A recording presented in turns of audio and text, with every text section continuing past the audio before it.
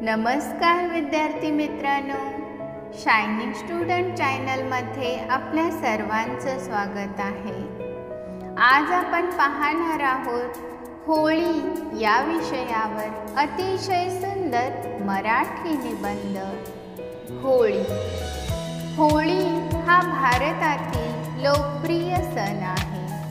हा सण दरवर्षी फाल्गुन महिन्यातील पौर्णिमेला साजरा केला जातो। होळीला हुताशनी पौर्णिमा किंवा शिमगा असेही म्हणतात। होळी हा हर्षाचा, उत्साहाचा व रंगांचा सण आहे। होळी या सणाची सुरुवात होलिका दहनाने होते। याची एक प्राचीन कथा आहे। हिरण्यकशिपू नावाचा राक्षस भगवान विष्णूचा द्वेष करीत असे, पण त्याचा मुलगा भक्त प्रल्हाद विष्णूचा परमभक्त होता। म्हणून हिरण्यकशिपूने बहीण होलिकाच्या मदतीने प्रल्हादला मारण्याचा कट रचला।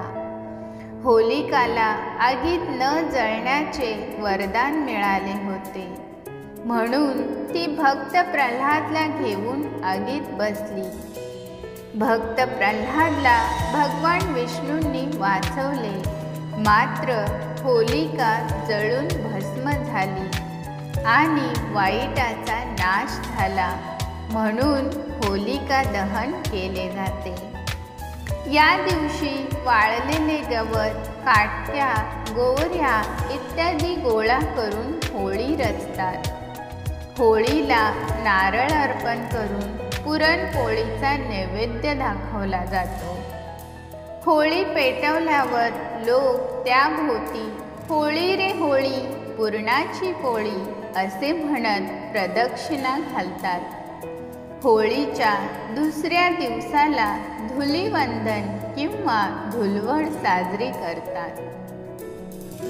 या दिवशी लोक आपापसातील मतभेद विसरून एकत्र येतात, एकमेकांना रंग गुलाल लावतात, होळीच्या शुभेच्छा देतात। घराघरात गोड पदार्थ बनवले जातात। सगळीकडे आनंदाचे व उत्साहाचे वातावरण असते।